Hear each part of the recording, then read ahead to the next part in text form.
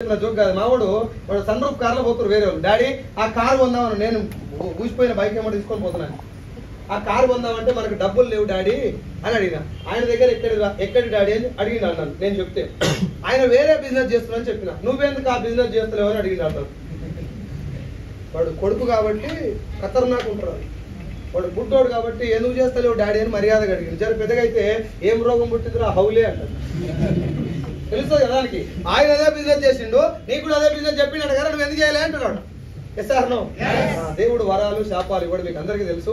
అవకాశాలు మాత్రం ఇస్తాడు. పట్టుకుందాం, పని చేద్దాం. ఇక్కడ దాకా నేను రావటానికి వైజాగ్ లో బిజినెస్ కొంచెం ఏమంటారు దాన్ని, ఎక్స్పాండ్ కాదు, పొటెన్షియాలిటీ ఉంది బాగా. ఇక్కడ పొటెన్షియాలిటీని మనం యూజ్ చేసుకోలేదని నా పర్సనల్ ఫీలింగ్. అది ఇక్కడ ఉన్నటువంటి పొటెన్షియాలిటీని పూర్తిగా యూటిలైజ్ చేసుకోలేదు అనేది నా పర్సనల్ ఫీలింగ్. మీరు చెప్పండి, సాయంత్రం బీచ్కి పోయి చూస్తే నిరుద్యోగులు ఎక్కువ ఉంటారా, ఉద్యోగులు ఎక్కువ ఉంటారా?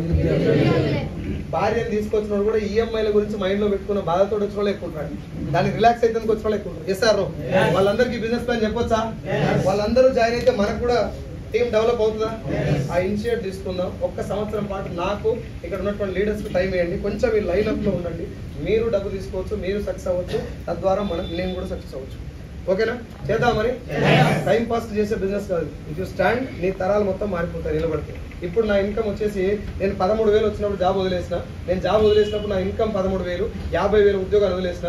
13,000 నుంచి 39 నెలలు అయితే నేను ఫుల్ టైం చేయబట్టి నేను తీసుకున్న హైయెస్ట్ చెక్ వెస్టేజ్ ద్వారా నెలకు 6,56,000.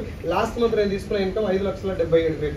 టోటల్ గా నేను తీసుకున్న టోటల్ ఇన్కమ్ 5,38,220 రూపాయలు. This is my journey. నా టీంలో 1,00,000 పైన తీసుకుంటారు 11 మంది ఉన్నారు. అందులో ఒకసారి ఈరోజు వచ్చింది మీ ముందుకి. సార్ వచ్చేసి Kedar sir, LIC agent sir. Water plant పెట్టి ఇల్లు తిరిగి వాటర్ క్యాన్లు పోస్తాడు సార్. వాటర్ క్యాన్లు పోసుకుంటా ఎల్ఐసి చేస్తాడు. వాళ్ళ మేడం వచ్చేసి కారం మిల్లు, పిండి గిర్ని, ఇట్లా ఉన్నటువంటి పొజిషన్లో ఒక్కసారి వచ్చి వాళ్ళ ఇంటికి వెళ్ళింది. వాళ్ళ బావమడి వాళ్ళు పరిచయం చేయడం జరిగింది సార్కి. సార్ చెక్ కూడా 1,50,000 ప్లస్ ఉండాయి క్రీటా కార్. సార్ జాయిన్ చేసిన మేడం కవిత మేడం, 8 సంవత్సరాలు స్కూల్ టీచరు, 8 నెలలు వెస్టీలో 8,000 పనిచేసేది. 8 సంవత్సరాలు వెస్టీజ్కి వచ్చి ఎగ్జాక్ట్ గా 2 years. Madam check 2,04,000 plus 14,00,000 car. ఆ మేడం జాయిన్ చేసిన సర్వశ్రీ మేడం, మీకు లాస్ట్ టైం ఇక్కడ వచ్చింది చాలా సార్లు. Sarvasri Mallikarjun madam check 2,19,000 plus 14,00,000 car. Satyam sir నెలకు 4,00,000 plus 14,00,000 car. Arundhati Raju 2,96,000 plus 14,00,000 car. Hymavathi 1,12,000 plus 13 lakhs worth car. Add Satyanarayana school correspondent 13,00,000 car plus 1,12,000 check. తర్వాత స్టూడెంట్ గణేష్ 1,70,000 ప్లస్ 18,00,000 కారు. ఇప్పుడు అక్కడ నిలబడి Ramesh Reddy sir, government job, TS transfer government job సార్ది 82,000 ప్లస్ 18,00,000, 22,00,000 కారు. ఇప్పుడు అదే కారులో వచ్చిన హైదరాబాద్కి. ట్రైన్ కొంచెం క్యాన్సిల్ అయింది. నా టీంలో టోటల్ గా 1,00,000 పైన తీసుకుంటారు 11 మంది ఉన్నారు సార్. ఎంతమంది? ఇప్పుడు చెప్పండి, నాకు డబ్బు రావడం గొప్ప విషయమా? ఇట్లా నేను మీటింగ్ చెప్పడం వల్ల నా మాటని నిలబడ్డటువంటి వాళ్ళ డబ్బు రావడం గొప్ప విషయం. మనకంటే వేరే వాళ్ళ డబ్బు వస్తే మనకు చాలా హ్యాపీగా ఉంటుంది. Yes or no? నా కారు వచ్చింది 14,00,000 హుండా వెన్యూ కారు నేను తీసుకున్నా. నాకంటే పెద్ద కారు నా టీంలో తీసుకునే ఉన్నాను.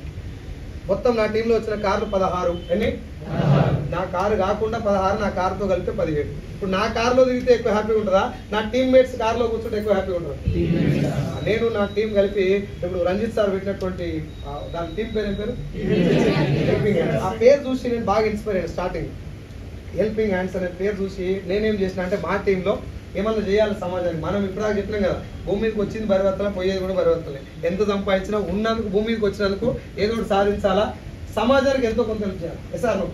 ఇది నేను అనుకున్నటువంటి పర్సనల్. నా టీం తోటి చెప్పిన మనం ఏదైనా చేద్దామని చెప్పి VHB వెస్టీజ్ హెల్పింగ్ బౌల్ అని ఒక చారిటీ సపరేట్ గా స్టార్ట్ చేసాను. టీం పేరు కాదు, అదొక చారిటీ. దాన్ని స్టార్ట్ చేసి నా టీంలో ఉన్నటువంటి ప్రతి ఒక్క వ్యక్తికి వచ్చే ఇన్కమ్ లో 2% డొనేట్ చేస్తాం ఎవ్రీ మంత్.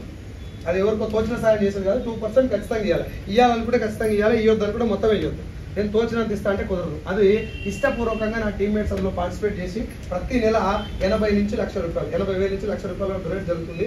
హాస్పిటల్లో ఉన్న వాళ్ళకి, ఎమర్జెన్సీ తలకు బలమైన గాయం తగిలిన వాళ్ళకి, చిన్న పిల్లలు ఎవరైనా హాస్పిటల్, ఫస్ట్ ప్రైవేట్ చిన్న పిల్లలు ఎవరైనా పైసలతోటి ఇబ్బంది పడి ఆ డబ్బులు లేక హాస్పిటల్లో వైద్యానికి ఇబ్బంది అయినప్పుడు వాళ్ళకి ఇవ్వడం, భర్త కోల్పోయినటువంటి భార్యకి, చిన్నపిల్లలు ఏమంటారు తల్లిదండ్రులు కోల్పోయిన పిల్లలకి, ఇట్లా ఎమర్జెన్సీ ఏమైనా అవసరం ఉన్న వాళ్ళకి ఇప్పటి వరకు మేము డొనేట్ చేసిన అమౌంట్ అక్షరాల 13,00,000 రూపాయలు. వితిన్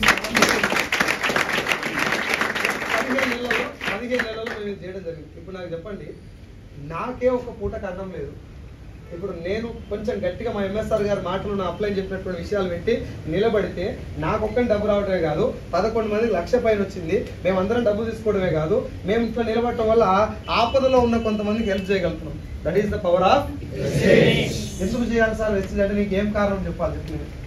పైసలు వచ్చినాయి, ఆరోగ్యం వచ్చింది. ఇప్పుడు నేను వస్తే మీరు అందరూ నాకు వేసి దండేసి సాలు వేశారు. మా బర్ర కాసుకొని దండే కూడా బయట 10 లక్షలు వచ్చినా ఎవరు సన్మానం చేయరు. ఎస్ఆర్ నో రెస్పెక్ట్ వచ్చింది. కొంతమంది అక్కడ పిలిచి సెల్ఫీలు దిగుతున్నారు. మన సెల్ఫీ దిగంత సినిమా లేదు మన ఫేస్. దిగుతుందంటే ఒక ఏమంటారు ఫేమ్ వచ్చిందా లేదు, నేమ్ వచ్చింది, ఫేమ్ వచ్చింది, రెస్పెక్ట్ వచ్చింది, అమ్మాయిని బాగా చూసుకుంటున్నాం, సఫిషియంట్ మనీ వచ్చింది, అప్పుల నుంచి బయటపడ్డాం, ఆరోగ్యం వచ్చింది. చాలా మంది మనకి ఇన్స్పిరేషన్ తీసుకుంటాం. ఇంకేం కావాలి సార్, ఎందుకు పుట్టిన భూమి మీద ఇవన్నీకే కదా, వీటి కోసమే కదా పనిచేసి చచ్చిపోయిందాక. ఆరోగ్యం కోసం, పైసల కోసం, ఈ రెస్పెక్ట్ కోసం కదా చచ్చిపోయిందాక పనిచేసేది. అవన్నీ ఇక్కడ ఉన్నాయి రా. 1 year అన్ని సాక్రిఫైస్ చేయి. పెళ్లిళ్ళు, దినాలు, దావత్తులు, మూడొత్తులు, సావులు, ఏ ఎంటర్టైన్మెంట్ ఉంది జీవితంలో. ఒక్క సంవత్సరం 1 year అన్ని పక్కకు పెట్టి లైఫ్ ఎందుకు మారదా నేను కూడా చూస్తాను. మారదా స్టూడెంట్స్ మళ్ళీ గుర్తు చేస్తున్నా. జాబులలో ఇంకా పోయి నేను అప్లై చేస్తాను కాడ కూర్చో. ఖచ్చితంగా జాబ్ అప్లై చేస్తే నెలకు 1,00,000 వచ్చే అవకాశం ఖచ్చితంగా లేదు. ఒక్క సంవత్సరం 1,00,000 ఎందుకు రాదు? ఎందుకు? ఆడ బాసు, టైము, టార్గెట్ అన్నీ ఉన్నాయి. ఈడేం లేదు.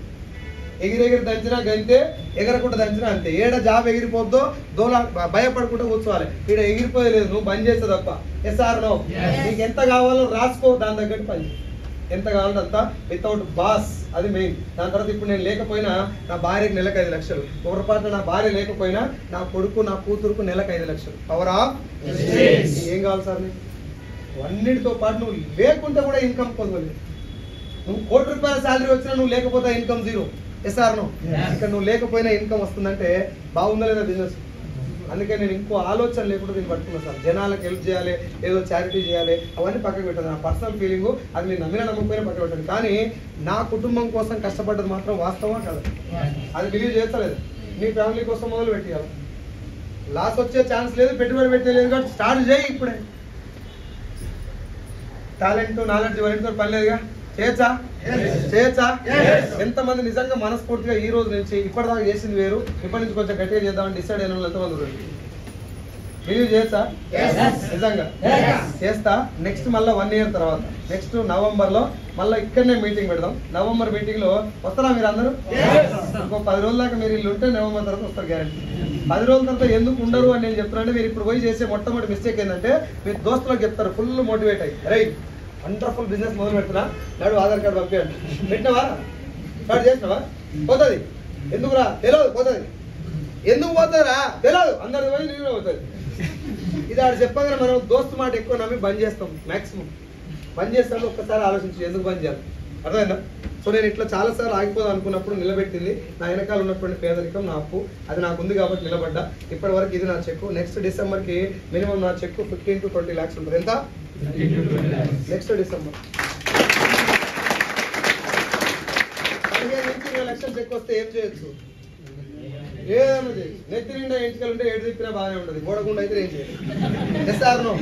అకౌంట్ నిండా బ్యాలెన్స్ ఉంటే ఎవరు ఏం మాట్లాడినా నడుస్తుంది. చేసి నా దగ్గర 20 లక్షలు ఉన్నాయి నెలకు, నేను ఇది చేస్తా అది చేస్తా అని చెప్తే నమ్ముతారు. అకౌంట్ లో మైనస్ బ్యాలెన్స్ పిల్లం కూడా అన్నం పెట్టారు సార్. SR no. గెలుద్దాం. మనకి ఇంకో లైఫ్ లేదు కాబట్టి ఇదే లైఫ్ ను ఎంతో కొంత సార్థకత చేసి కొంతమందికి ధైర్యాన్ని ఇద్దాం. మనం గెలవటం అంటే మన ఇంటి మాత్రం కాదు సార్. ఇప్పుడు నాకు 6 లక్షలు వస్తుంది కాబట్టి ఇట్లా కొంతమందికి అరే సైదు సార్ అన్ని కష్టాల నుంచి వచ్చింది కాబట్టి నేను కూడా నిలబడతాను, ధైర్యం వస్తుంది. కానీ కూడా నేను నిలబడ్డా కాబట్టి నీకు ధైర్యం వచ్చింది. నాకంటే ముందు ఒక ఆయన నిలబడ్డా కాబట్టి నాకు ధైర్యం వచ్చింది. సో నీ గెలుపు నీ ఒక్కరికే గెలుపు కాదు, 100 మంది గెలుపుకు పునాది. దానికోసం వల్ల గెలుద్దాం. థ్యాంక్ యూ సో మచ్ అండి.